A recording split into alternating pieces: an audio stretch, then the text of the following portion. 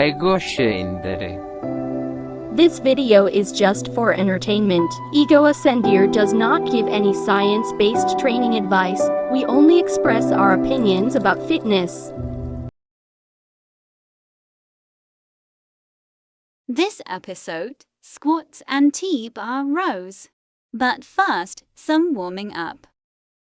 He started the workout with 10 minutes of gentle movements. But we skipped that part in the video. He has now progressed to gentle movements with resistance.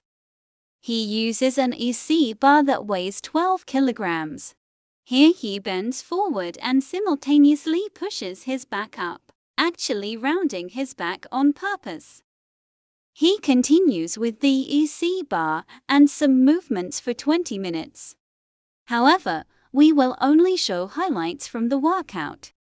He neither does anything heavy nor does he do anything for many repetitions. He switches between moves at a whim. He just wants to have a pleasant time. Boredom rather than fatigue is the limiting factor. We call this pose the Statue of Liberty hold.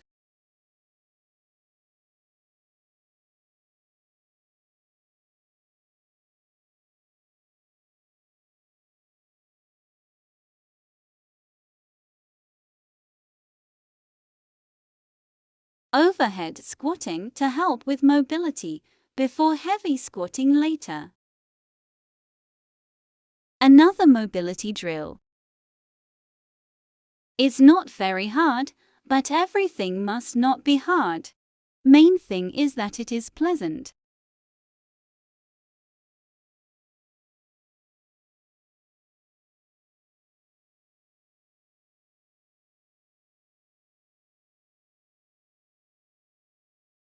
And yet another pleasant mobility drill.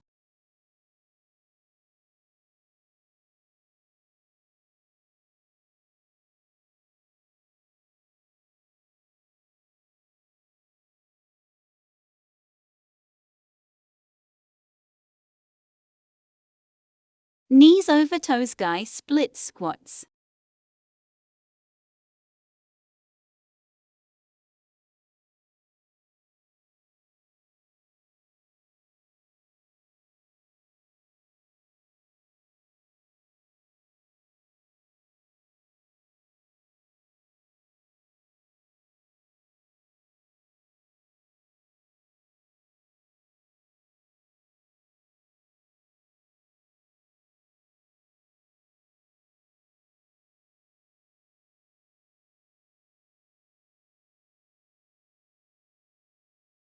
Side shifts. The EC bar actually makes it easier to attain the deep split compared to body weight only.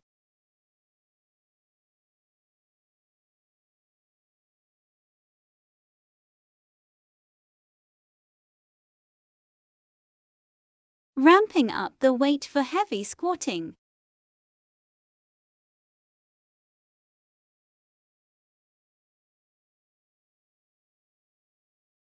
He struggles with so-called butt wink.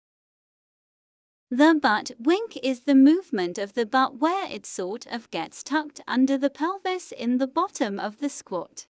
Butt wink movement in the bottom of a deep squat may cause severe discomfort, mostly in the lower back but also around the hip sockets. He addresses the butt wink by a lot of mobility work. That helps a little, but it is not enough.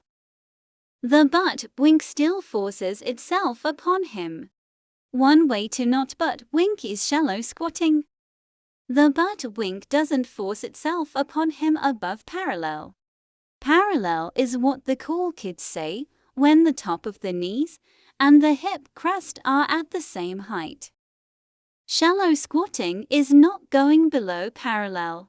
To be a cool kid you have to go below parallel. Then what about the butt wink? Well, discomfort usually comes with the butt wink when it is forced in the deep squat, or when it is done many times under load.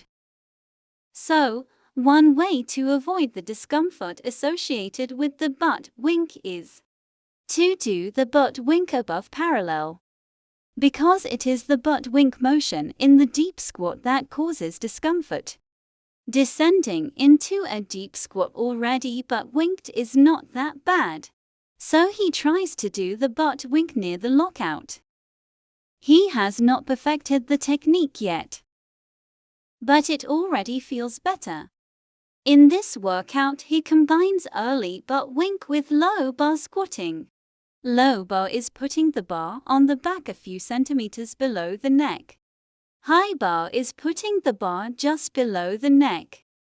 Low bar squatting lends itself to a more forward lean than high bar squatting.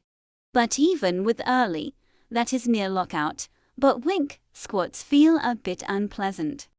Therefore, he usually doesn't load up to more than 80% of his 1RM.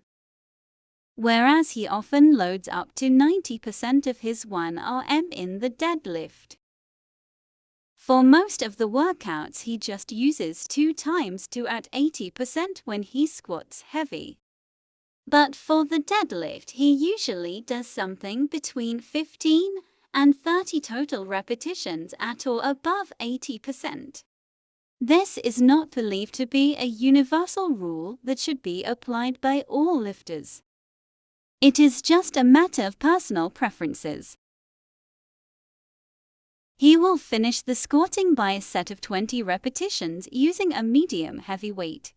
He will also try to minimize bad effects of butt winking by trying to keep his butt winked from the first repetition to the last. Therefore, he doesn't ascend to full lockout because then it would be difficult to keep his butt winked. As a side effect, the set also becomes more challenging because the lockout is actually a little resting compared to ascending or descending. Our guess is that the butt wink is a result of the geometry of the skeletal structure and further aggravated by really tight hamstrings. We think that it is possible to learn a good early butt wink by trying to descend in the same way as we ascend, because the ascent from a deep squat starts with the butt winked. If the butt wink is kept during the ascent and into the descent, very little butt wink motion should have to be performed. Now he does his second and last challenging set for today. The first challenging set was the 20-rep squat. This challenging set is 30 repetitions of T-bar row. Although it is only 2 challenging sets, for the total workout, he expects 3 days to recover from it. He usually performs the T-bar row once per 4 weeks. But he does other rowing variations also. At least 1 rowing variation per week. He keeps a log, otherwise it will be too hard to remember which variation is in pipe and amount of load and repetitions to apply. He also does his training like the pies, monk does his chores. Some days though, he can feel that workload and family life takes a toll. Then he just reduces the scope as he sees fit. The warming up part at least can almost always be performed.